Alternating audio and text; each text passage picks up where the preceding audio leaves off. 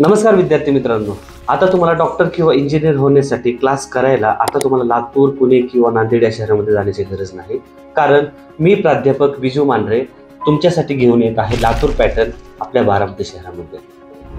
आम्ही तुमच्याकडून 11वी science class, 12वी सायन्स क्लास, PCB, PCM किंवा PCMB ग्रुप, त्याचप्रमाणे MSTCT, नीट, JEE या एंट्रन्स एक्झामची परिपूर्ण तयारी करून घेतो.